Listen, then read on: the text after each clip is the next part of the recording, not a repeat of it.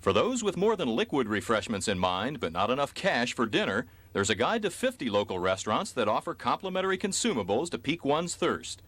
Eat Free in San Diego is the work of 29-year-old Paul Young, an auto mechanic, jazz musician, and free-spirited surfer who's already sold 10,000 copies. Young picked out 3 of his favorite watering holes to show how it's done. Our first stop was Houlihan's old place in Mission Valley, where the catch of the day was a giant torpedo sandwich.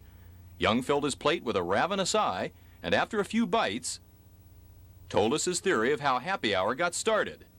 Well, I believe happy hour got started because there is apparently a dead period in the afternoon when lunch is over and they're waiting for dinner.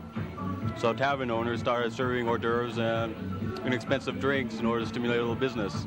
Young's business partner is Bob Owens, who hopes to make eating free a universal experience. After our new addition here, we're going all the way up the coast. We're going up to L.A., San Francisco, probably Monterey, Portland, Seattle, and we hope eventually to work on Eat Free in Honolulu. Restaurant managers say the increased business more than covers the cost of the food and discounted drinks, but they're hostile to hardcore freeloaders. On Fridays especially, people tend to eat dinner, and that's kind of uncool because there are so many people waiting in line and so forth. Our next stop was across Interstate 8 at the Ivy Barn, where deep fat fried zucchini sticks and cold cuts were featured. I love it. It's great. It's so great. I came all the way from Los Angeles to be here. I played 18 holes of golf and went to races today.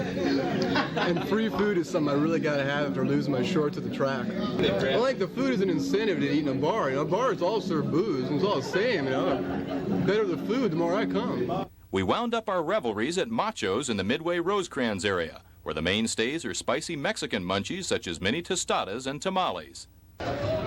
Right there. You do some drinking now? I think it's required. If you're coming just to freeload, you'll be persona non grata. But if you plan on doing a lot of drinking and dining, the welcome mat is always out. Gene Cubbison, News 8, Happy Hour.